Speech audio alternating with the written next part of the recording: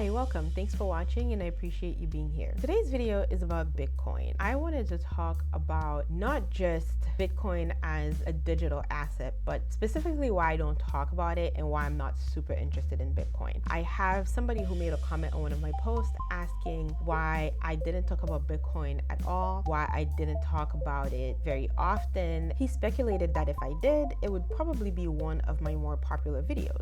But ultimately, I don't want to make a video solely because I think it's going to be popular. But I also want to make videos that I think might either be something fun that I want to share because it's entertaining, or something that I think might be helpful to someone else because I have some information that I can provide on the topic. I don't generally feel like I have a ton to say about it, which is why I typically stay away from the topic, but there are some other reasons why I'm also not all that interested, and I can definitely go over why I think that is. In this video, I am going to talk about the characteristics of Bitcoin. I'm also going to explain a little bit of the bull case, the people who have a positive outlook on Bitcoin, why that is and why they think it's a good investment. And I'm also going to talk about some of the issues that not just me, but other people in general who might be interested in personal finance and investing, why they might be skeptical on the whole topic. But before we do that, here is a little bit about me. Hi, welcome to my channel and I'm glad to have you here. Here's a little bit about my family. Our household consists of myself, my husband, and my toddler. My mom also lives with us, but she's not included in our finances. My husband and I both went to graduate school, but we no longer have student loan debt, fortunately. I work in banking and he works in aviation. I handle all of the family's finances and I love my role as the self-appointed CFO. I love talking about all things money, making money, saving money, investing money, and optimizing my portfolio and my finances in general. I look forward to taking you on a wealth building journey with us. I hope you enjoyed the videos and the channel as a whole, and I look forward to getting to know you. I am very open, so feel free to send me messages at any time or starting conversations in the comment section below. What is Bitcoin? Bitcoin is a decentralized digital asset that was created in 2009. It is seen as a medium of exchange that does not depend on any central government. You can exchange it for goods, for services, or even for other currencies. Some people refer to it as the gold of cryptocurrency because not only is it the original, but also because it has a use case.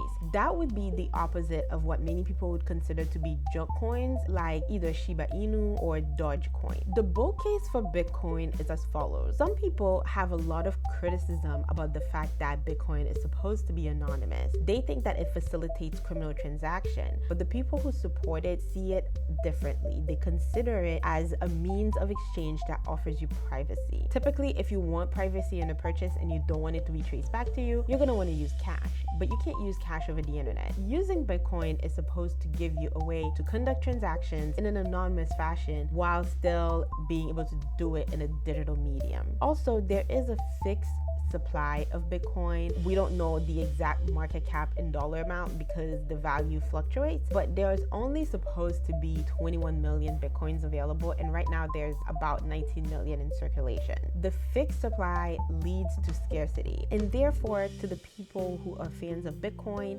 that scarcity translates to a higher value. There is also a use case for Bitcoin. Bitcoin is not completely useless. When I was trying to do some research on this topic, Bitcoin.com's own website, their use case was overall weak, but I did find that there were two that caught my eye, and I think that those two are definitely worth mentioning. People who are in unstable countries with unstable government and dealing with hyperinflation, they now have an asset that they can use as a method to trade that is completely independent of government. And when your government is not trustworthy, your government is not reliable, and your government is collapsing, it is good to have assets that are completely independent from them. Another important use that I see for Bitcoin is that it facilitates digital commerce, not just for people who want to retain their anonymity, but for people who are either unbanked or underbanked. The unbanked population are people who really do not have a bank account in any form whatsoever. And having access to the digital asset gives them a wallet that is fully independent from financial institutions. I looked up the information of the FDIC website, and almost 6% of the US population is unbanked. We are the wealthiest country in the world, world, and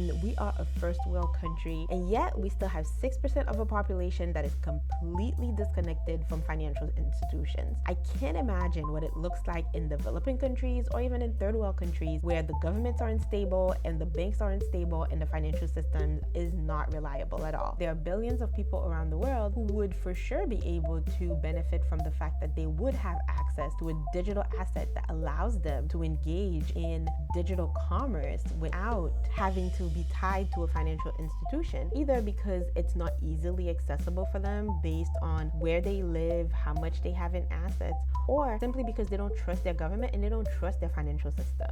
Let's talk about some of the issues that we should consider. If you are enjoying this video so far, don't forget to hit the like button so the algorithm knows that it's good, and of course subscribe for more content.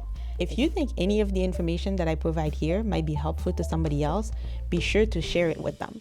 These are not issues that I came up with. These are issues that I am bringing up simply because I agree with them. One of the first questions that I want to ask is it even really anonymous? Last year in 2021, the government retrieved part of a ransom that was paid to hackers in the form of Bitcoin. Now, we don't know the details behind the investigation, and we don't know exactly how much assistance the government received from the people who had to pay out the ransom. But ultimately, this shows that maybe Bitcoin is not as anonymous as we think it is. It doesn't mean the lack of anonymity is a good reason for us to just completely throw it away, but if we are going to brag about one of its features, we want to make sure that it's actually true. The next thing is scarcity. Another question that you have to ask yourself, is scarcity enough? Let me give you an example. I have a stainless steel water bottle. I paid $35 for it. A few months ago, I dropped it by accident and it has a dent at the bottom. That dent can never be replicated because it's not a dent that came as part of the purchase. It's not something that I did in an artistic way. It is something that is completely random. It will be almost impossible to recreate that dent. That means my bottle is unique. There is now only one of it in the world. Yes, there are people who have similar bottles. There are people who have the exact same color water bottle that I have, able to hold the exact same amount of liquid, but only my bottle has that very specific dent on it. Does that mean that my water bottle is now worth $50?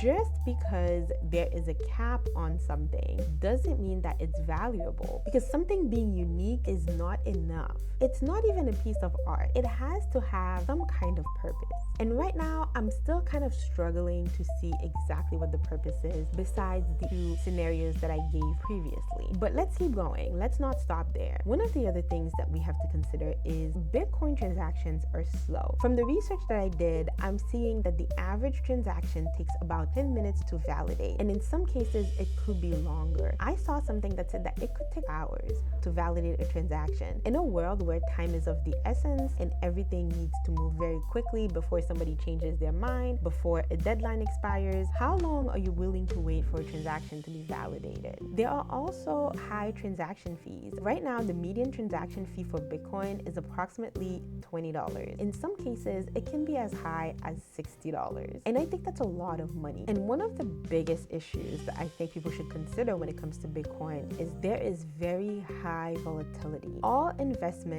are volatile in the short term, but Bitcoin is more than just an investment. If this is supposed to be a currency, volatility is a very undesirable feature. If we go back just a couple of years ago, we don't even have to go back to the creation of Bitcoin. We can simply go back 5 years. 5 years ago, one Bitcoin could have bought a plane ticket to Paris. If you don't believe me, just look up the value of Bitcoin as of January of 2017. Later that same year, in December of 2017, you could have bought a used Honda with one Bitcoin. That same Bitcoin. In December of 2018, a year later, that one Bitcoin could have bought a four-wheeler. And in March of 2021, that Bitcoin could have bought a brand new Tesla Model 3. And that is all within a period of 4 to 5 years. This kind of volatility, it is undesirable in almost any kind of investment, but it is even more so in a currency. A 2014 presentation by Boston University finance professor said that Bitcoin was approximately 18 times more volatile than the US dollar and 8 times more volatile than the S&P 500. And that presentation was before we started seeing the Elon pump and dump crypto manipulation. I can't imagine what that volatility ratio would look like these days when Bitcoin is dropping 5, 6, 7% in a day. And right now, at the time that I'm recording this video, it is up $1,300 since last night. Of course, some people will say recently Fidelity announced that they were going to start offering Bitcoin as an investment option. I imagine there's some pretty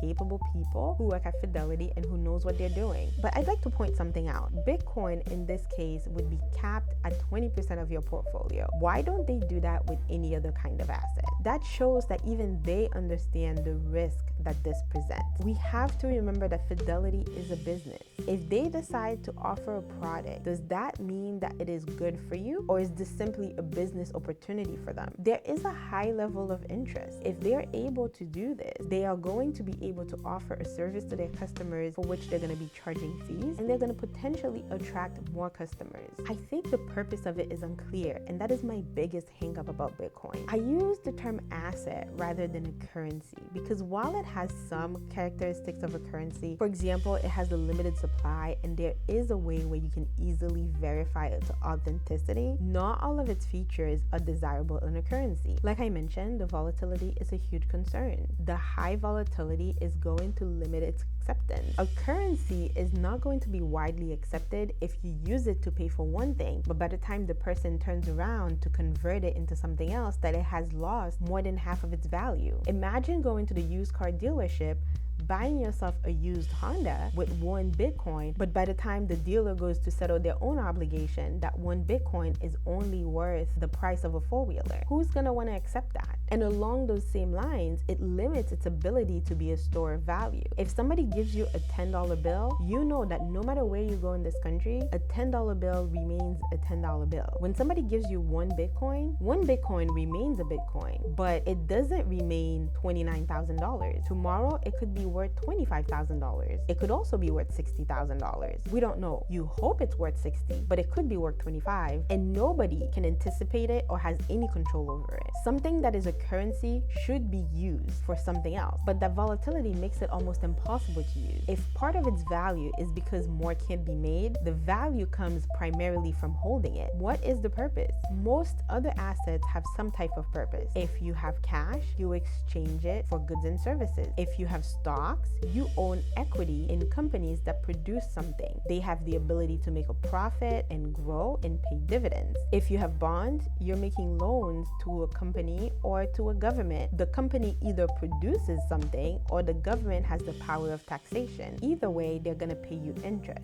If you have precious metals, they can be sold for manufacturing. If you have land can be used for housing, it can be used for commercial purposes, or it can be used for farming. Natural resources can be used for manufacturing, for food, for medicine, and more. What is the purpose of Bitcoin? Now, here are my thoughts on it. Do I think it's worthless? Not necessarily. I think the technology is fantastic, but I think that we have a long way to go. I am open to it as a gamble. Trust me when I say I have spent money on far worse than Bitcoin. And on top of that, I've bought lottery tickets. But do I see it as an investment? Well, let's just say I'm not going to stake my retirement plans on it. After I meet all of my other goals, after I max out all of my tax advantage accounts, I am willing to put some of my extra funds that might be laying around towards Bitcoin. But I don't know if I'm ready to do it either as part of a regular contribution schedule or allow it to be a significant allocation in my portfolio as a whole. So here are some references, and you can look into them if you want additional information or if you want to read more into some of the things that I talked about. But I want to hear from you. Please leave your answers in the comment section below or feel free to make a video response. What are your thoughts on Bitcoin? Do you think Bitcoin is the future? And if you think Bitcoin is the future, I'm not necessarily going to disagree with that. But I do have to ask, given the inefficiencies that Bitcoin has right now, are we too early? Because the internet was the future. That didn't stop the dot-com crash from happening. So just because there is a purpose for something, it doesn't mean that we are not rushing into it, and it doesn't mean that we're prepared for it. So please chime in and let me know what you think, whether it's a comment below or a video response that you want to link. I was asked about Bitcoin, so I made a video specifically on that, but I welcome discussion on all crypto assets. Is there a more valuable one? I know that some people are saying Ethereum has more of a use case, and I'd like to hear your thoughts on that too. I look forward to hearing from you, and I will see you in the next one. I would like to continue sharing my thoughts on all things money with you. So I would appreciate it if you could help out the channel by liking this video and sharing it with anyone you think might benefit from it. If you want to see more content, be sure to subscribe and hit that notification bell so you can know when new videos come out. I'll see you in the next one.